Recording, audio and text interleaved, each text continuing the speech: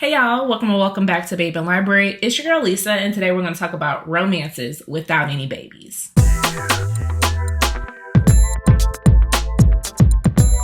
So this video idea was brought to me by Beck from @BecksReads, and so I want to thank her for tagging me in this or asking me to collaborate with her. This idea is to talk about romance books that do not have babies in them.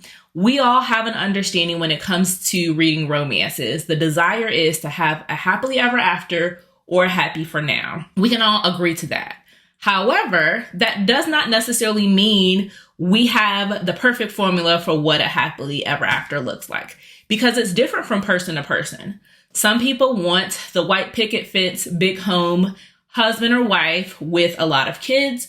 Some people don't want any of that and they just want to ride off in the sunset with their partner. And that is okay.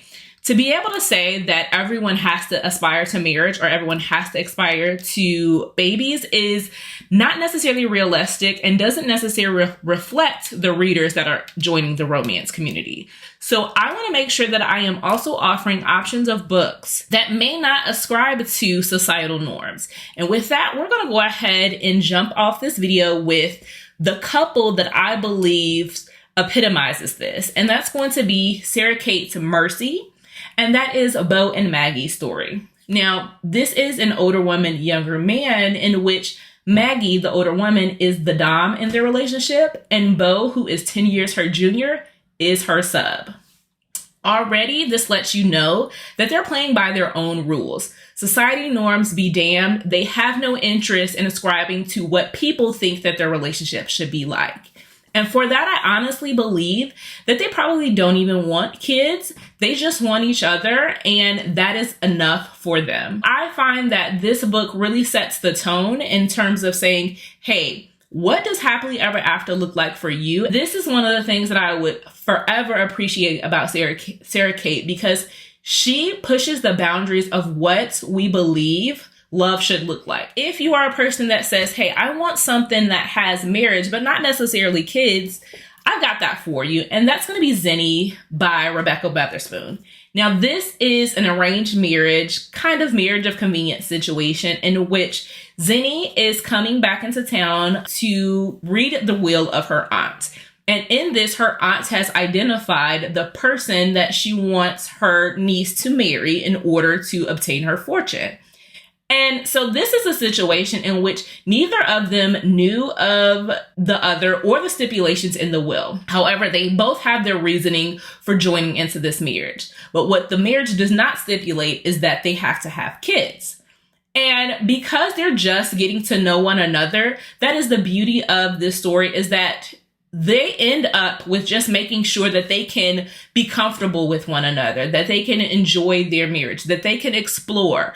Very similar to Maggie and Beau, they play by their own rules, even within their marriage. You can see that both of the characters are bisexual. So there has bisexual representation. There is reverse roles in terms of their marriage and how it works for them. Again, very much beating by their own drum. And they don't necessarily want kids at the moment. Not to say that Mason and Zenny will never want kids. They just know that they don't want them at the time because they're just getting to know one another. And truly, in the event Zenny decides that she wants kids, she has the ability to work with the kids that she teaches, because Zenny is a teacher, so she has friends that have kids. She is involved with kids and nurtures them on an everyday basis. So before she makes that step to say she wants to join in on motherhood, she has alternate options that she can explore. And I love that Rebecca Weatherspoon made these characters uniquely them. Maybe they don't want marriage just yet. Maybe they've decided they don't want kids, but they care for one another and they care for little pets. I'm going to tell you On the Hustle by Adriana Herrera is going to be the book for you. This is a workplace romance where the female main character, Alba, works for Theo, and she's been working for him for the last, I would say, 3 or 4 years. And in this situation, Theo has always been attracted to Alba. However, he knew that he never wanted to cross that line. He didn't want to seem predatory and to mess up their working relationship, but he's always had a thing for her. Now, Alba finds that he is cold, that he is demanding, and he is not appreciative of her. Little does she know that he's been holding back his interest this entire time and feeling that he just wants to have her near him and being his personal assistant. Alba decides enough is enough. I'm ready to leave and explore my own passions and my own dreams. So she takes off and goes to Texas. But Theo says, hey, I'm not ready to let you go. And as a matter of fact, since you no longer want to work with me, I can pursue you and our passions and our dreams together. And I really love that because they take this relationship and not only pursue what works for them, but they make a business venture out of it together. And you get to see this has a little bit of reality TV show and HGTV vibes. This has some great social commentary on what it's like to speak and not be heard amongst peers, among colleagues. But one of the things that I enjoy about this is that while they know they want to be with each other and they're just getting going, turning their relationship from a work relationship to a romantic relationship, they determine kids may not be for them in the cards, but they can care for other things besides themselves. They can care for animals. They can care for the community. They can care for one another. And you can give love without having to have children to place that love. You can have a legacy without having to have children. I also find it very important when there are books that explicitly state that the characters do not want children. It's not open for interpretation. It is not a guessing game that I, as a reader, have to do. Both characters go into the relationship agreeing, hey, I don't want children, you don't want children. Now that we've gotten that out the way, we don't have anything that is going to hold us back.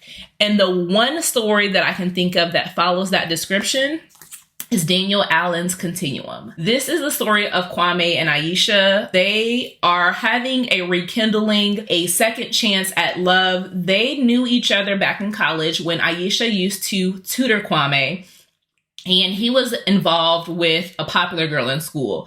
She always had interest to be with him, but she could never make her move, and he was always unavailable. Now that they are adults, they are in their working careers, they are living successful lives, they bump into each other and sparks begin to fly. Now, in this story, both characters explicitly state, hey, I don't want children. These are my aspirations. This is what I desire. And children are not one of those things. And I think that's very powerful and important to discuss prior to joining a relationship, right?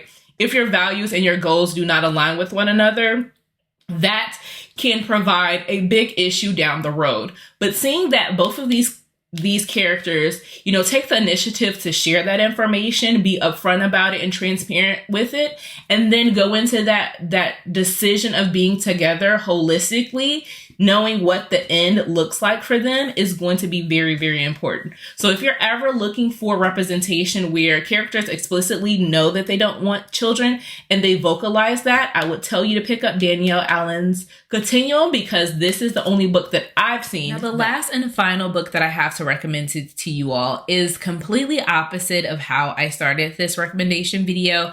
I can truly see that this couple is going to go the long haul, that they're going to get all of the babies that they wish and desire. It's just too soon to put that on them. They are just getting started in the relationship. They barely know whether or not they want to move in with each other, let alone bring a human into this world. And that is going to be Denise Williams' The Fastest Way to Fall, the romance between Britta and Wes. This is a fitness coach falling for his client.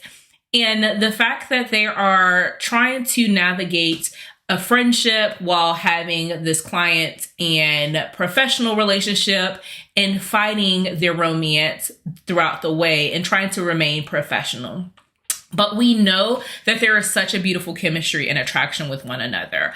Britta is a blog writer and she is trying to move up in the ranks within her career. And so she is in this competition to be able to get editorial rights at the company that she works for. And her challenge is going to be to write a story that relates to her readers And she is a full-figured woman who is taking a journey on the fitness train and trying to do so with the idea of just getting your body moving, getting comfortable, and enjoying your curves while not focusing on weight reduction. And so she's trying to tell that story. And so she hooks up with West, who is the CEO of his fitness app. Now, West hasn't taken a client in many, many moons, and he's starting to get out of his passion for being the CEO of his company. And so he takes it upon himself to say whether or not he wants to get back into the coaching area. And he takes on Britta as his first client. In this, you get to see, again, their friendship and their bond start to form and how they just enjoy the peaceful journey of getting to know one another. And for that, again, I appreciate Denise for not fast forwarding time and getting to the point where it's happily ever after, babies, boom. That is not what Britt and Wes need. They need to be able to, feel comfortable in a relationship, to be able to count on and lean on one another. And hopefully one day they will get the babies. But in this story, if you're looking for something that is sweet, that is wholesome, that you can come to love without being forced to have babies in the near future, Britt and Wes definitely have you covered in the fastest way to fall. And for this is my final recommendation. So I'm going to ask you all to do me a favor. Leave me a running emoji for Britt and Wes, or tell me a romance book that you like that doesn't have babies that we all could stand to read. Thank you, Becky, for